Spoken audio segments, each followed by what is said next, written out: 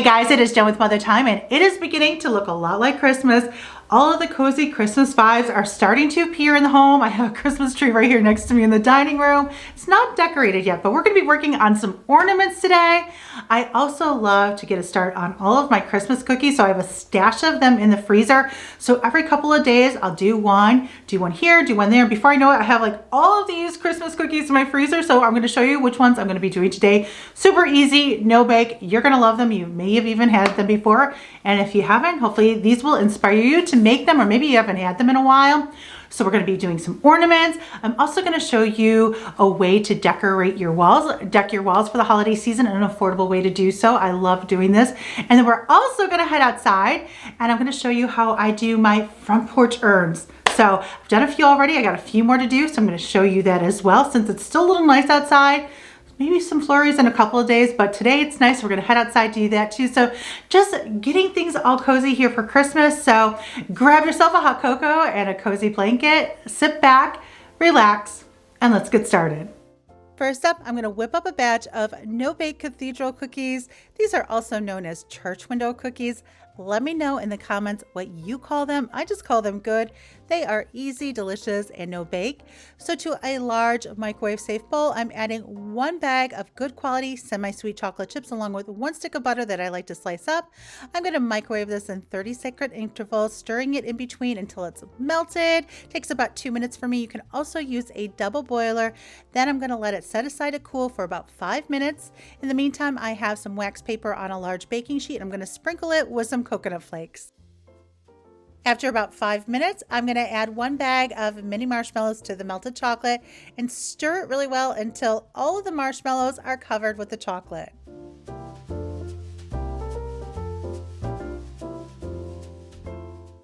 Next, I'm going to add half of the mixture on top of the coconut flakes to create a log, and then I'm going to sprinkle it with some more coconut flakes, and then I'm going to roll it up.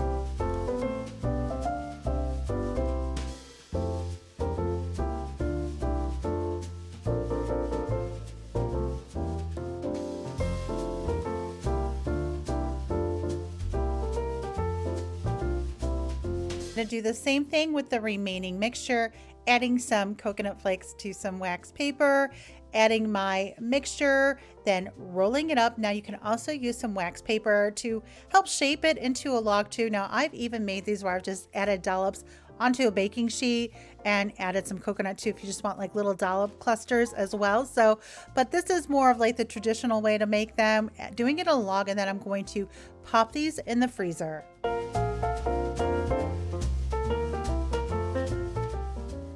Before I continue, I want to take a minute and thank Skillshare for sponsoring today's video. If you are not familiar with Skillshare, Skillshare is the largest online learning community for creatives with thousands of classes led by industry experts. I have been enjoying a lot of their crafting classes, of course, including hand embroidery for beginners. It has been probably 35 years, you guys, since I've done any kind of cross stitching or embroidery, and it is a skill that I've been wanting to revisit and refresh, and Skillshare has made it so much fun to relearn something I once did a long time ago. I've also been enjoying a lot of their baking classes, including baking with sourdough, which is another skill I am looking to improve. They have such a variety of sourdough classes, so I can improve my skills baking with sourdough. Even my daughter Eden has been enjoying Skillshare. She is 14 and loves art and animation and actually wants to pursue animation as a career. And she has been enjoying a variety of their art animation classes. Right now, I'm also doing a holiday cookie box class, which is teaching me 8 cookie varieties using one dough. There are so many topics to choose from, and I love browsing all of the classes. Skillshare can help you take your hobbies and passions to the next level, and members can even create and share their projects after completing classes. It is so much fun. And I am so thankful to Skillshare for having an outlet that I can learn these skills right in my own home. And I love the on-demand platform so I can learn at my own pace and whenever I'd like. I always love creating and learning new skills, and Skillshare has given me the opportunity to do so. And guess what? I can't wait for you guys to also join Skillshare. The first 500 people that use my link in the description below will receive 1 month free trial of Skillshare. How awesome is that? You are going to love it as much as I do. Again, you can click the link in the description below so you can get started today. And thanks again to Skillshare for sponsoring today's video. Nothing says Christmas more than dried oranges. I save my dried orange slices from year to year, but every year when I pull them out, some of them have seen better days after years of having them. So I always love to add to my dried orange collection. So I'm making some fresh ones. I'm just slicing mine with a serrated knife. That's how I like to do it. And then I'm going to put the slices on a paper towel to get out all of that excess liquid. Let me know in the comments if you like doing this too. Of course, you can buy dried orange slices on Amazon or at the store, but there's something fun about doing it yourself. It's more affordable to do as well. Once I have all of my slices done, I'm going to pat them dry with a paper towel, get out all of that excess liquid. You could use a kitchen towel too. Then I'm going to put them on a baking sheet that I lined with a rack. That just helps dry them more evenly. Plus, I don't have to flip them as often. I'm going to put them in a 200-degree oven for 3 to 4 hours, just checking them every so often.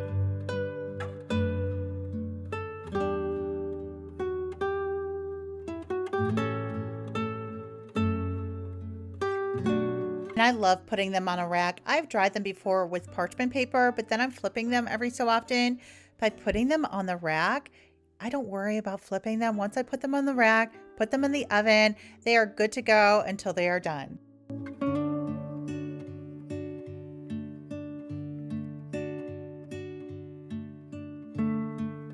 Next, I am headed outside to work on the Christmas urns and planters, and I'm going to forage our property. I didn't have to go very far, just a few feet from the house, and I'm going to clip some of this hemlock. We have so much hemlock around our property. I suppose if I went deeper into the woods, I could probably find something different, but this was right there. So I'm going to use this. So I clipped a bunch. I love the little mini pine cones too. They're just super cute. So I have these urns. I'm doing them on our sidewalk, also on the porch. So I have a grapevine wreath, and then I have the cedar sphere that I actually got on QVC. I have boxwood ones too that I'm actually doing some on the boxwood ones. So this is faux. That cedar sphere is faux. What I love is after the holidays, I can just pull this stuff out and then I still can use it. So hopefully this will give you some inspo for creating some urns using things that you have. If you don't have like hemlock or any kind of pine where you live, just go to the park and find some. Of course, you can go to the nursery too. So I'm sticking in that hemlock. I love that droopiness coming out. It's just so pretty. And then of course you got to add a little bit of red. And we do have some red berries on our property, but I just didn't like them. I didn't like the way they look. Plus they were a little prickly. So I'm just using some faux ones in these too. And I like that little pop for Christmas. And so I'm popping those around as well. And then I have to, of course, add a little pop of homespun. So I also made a homespun bow, and I'm going to add that too.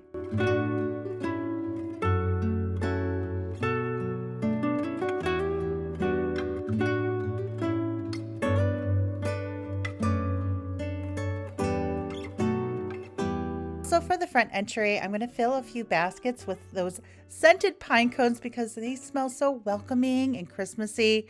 So I am actually adding just something that I found in the garage to elevate it. So I'm not filling the entire basket with those pine cones. Then I had some larger pine cones that I already had to fill in. And then here are those scented pine cones that you can find at all of the craft stores. These are from Michael. So I'm going to add those and then add a few faux berries as well.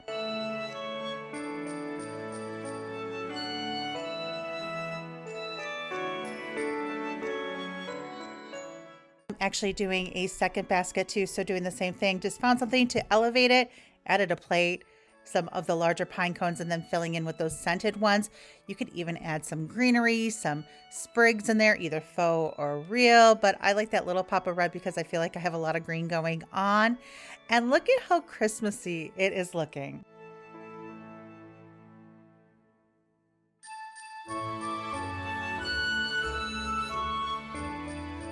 Next, it's time to deck the walls. I love doing this, changing out the artwork seasonally. It's such an affordable way to do so as well. I love browsing Etsy for seasonal prints. Of course, I have a little print shop too. So it's just download, print, and frame. You can print at your local print shop. These I actually printed at Office Depot because I love that matte look, especially when I'm not using the plexiglass or the glass in front because I like that matted look. So I'm just taking out what I had in there before. I'll put that back in after the holidays, adding in my seasonal artwork that I found. I loved this print. I kept just going back to it. So said, I'm just going to use this one. Then I put the plexiglass behind it because again, I like that matted look.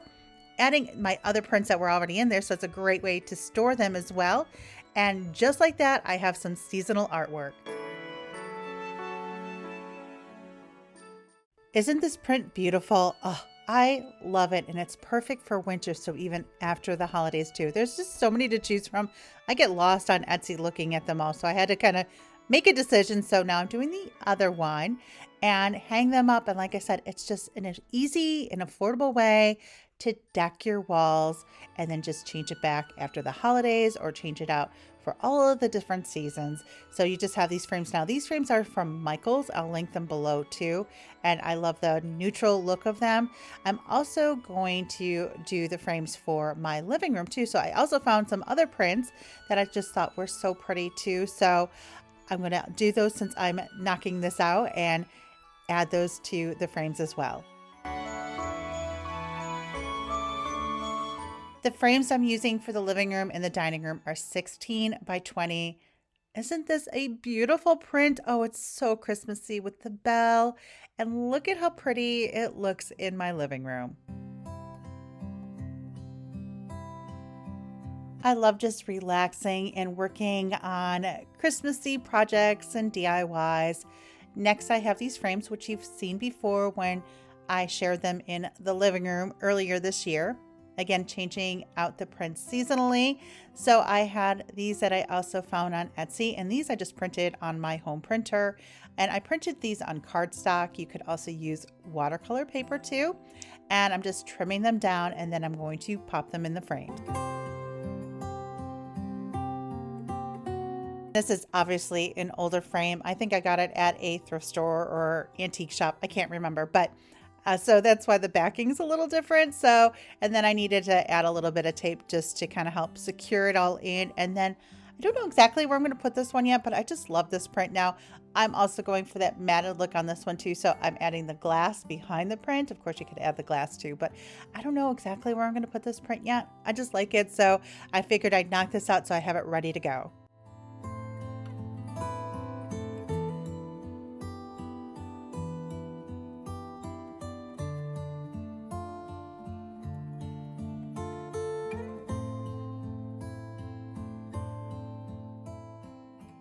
And look how beautiful and Christmassy this print is. It is such an easy and affordable way not only to deck your walls, but to deck your frames that you use around your home for the holiday season and then just change them out seasonally. So I'm doing another frame. This one is a Christmas village print that I also found on Etsy. I love a Christmas village print. I could just get lost in that print, just staring at it, and just it's so pretty. So I'm trimming it down, and then I had to trim it down a little bit more to fit the frame. And then I couldn't decide if I wanted to put this one in front of the glass or back of the glass.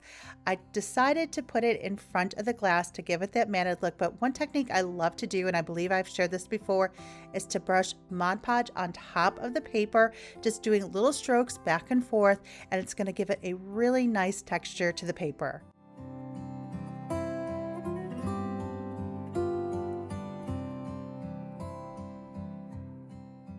Using matte Mod Podge, I add just a little bit of Mod Podge to my brush. I don't want a thick coat. And then I go back and forth in different directions in small little strokes just to give it that textured look.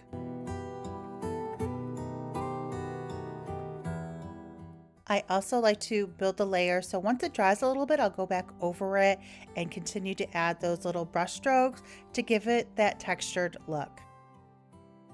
And you can see here that it has now those strokes. I'm going to set it aside to dry. I'm going to go over just a little bit more too. Now I'm using cardstock for this, but also if you use watercolor paper, that's even going to add more of that texture.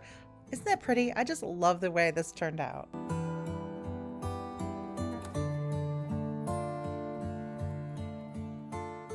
Next, I am making the easiest sheet music ornaments. I love that little touch of sheet music on a Christmas tree. It is so pretty and Christmassy. I found this sheet music on Etsy. I'll link it in the description below. I'm cutting it down and then I'm using my 3-inch circle punch. I'll link this also in the description below. And what I like about using this is I can get it aligned exactly where I want it and punching the sheet music out. Easy as that, you guys. So simple and easy. And then what I'm going to do is I'm going to crinkle it. I just like that crinkled look. You could even coffee stain it too, but I decided not to. That's why I said this is just so easy. Hopefully this will give you a little inspo. And then, like I said, I just crinkle it up in my hands, add a little punch to add some ribbon, and that is that. And I was going to put it on my tree in the dining room, but then I changed and added it to my living room Christmas tree, and it is so pretty.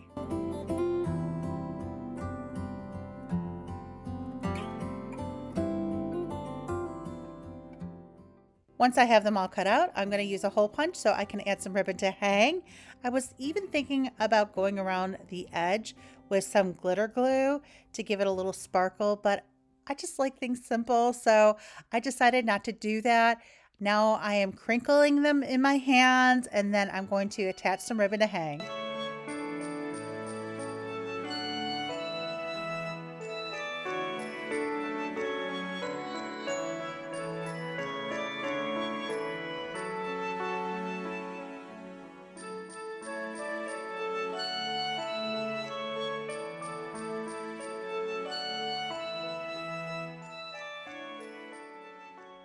Wayne even came in and wanted to join in on the fun and made some of the ornaments with me too. So such a simple and affordable way to make some ornaments for the Christmas tree.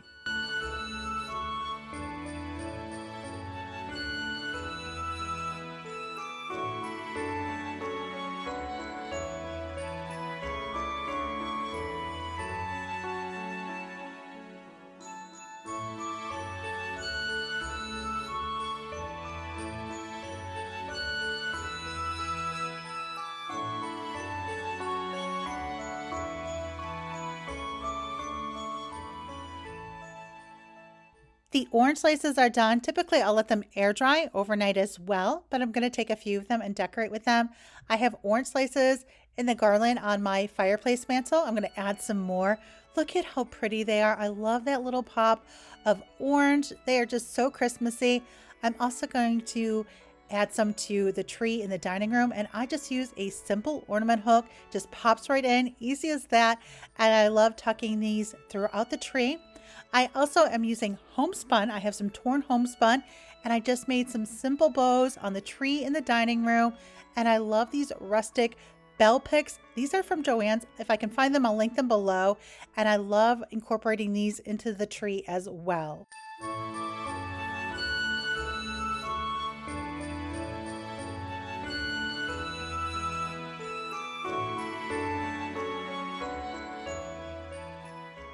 I'm also adding more orange slices to the garland on my hutch, and I'm adding some more homespun. I'm adding a homespun bow to this thrifted basket that is on my dining room table, along with more of those rusty bell picks.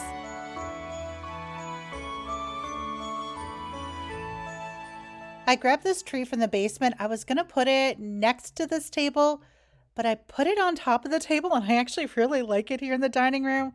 And then I have this rocking horse, which I just love for Christmas too. So I added that to this table as well.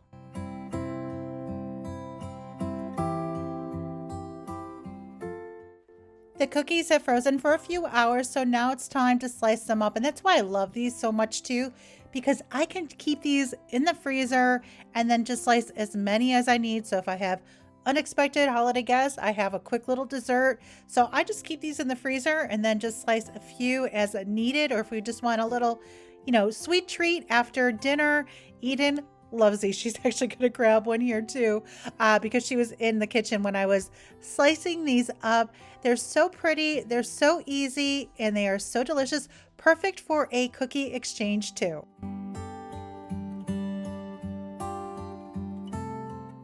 And I'll have the full recipe for these in the description below.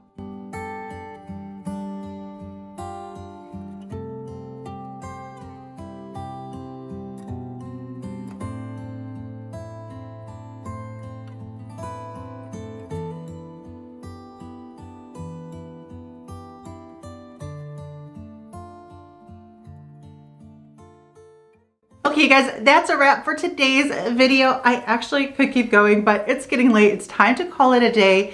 And that is one thing I am being very intentional this holiday season, is just knowing when to press pause and continue on tomorrow so I can really savor this time of year, go snuggle on the couch, watch a Hallmark movie, listen to some Christmas music, read a book, you know, just enjoy this wonderful time of year and not just be caught up with the hustle and bustle of the holiday season. So I'll continue on tomorrow and just doing these in little steps, and before you know it, it'll be all done, and just enjoying the process too. So I encourage you this holiday season to just know when to press pause and enjoy a Hallmark movie or a book, listen to some music with a cup of tea, and enjoy this wonderful time of year. So anyways, you guys, make sure you also follow me on Facebook and Instagram at Mother Time. You can check out my blog, mothertime.com. And if you've enjoyed this video and you are not subscribed to my channel yet, make sure you click that subscribe button so you never miss a video.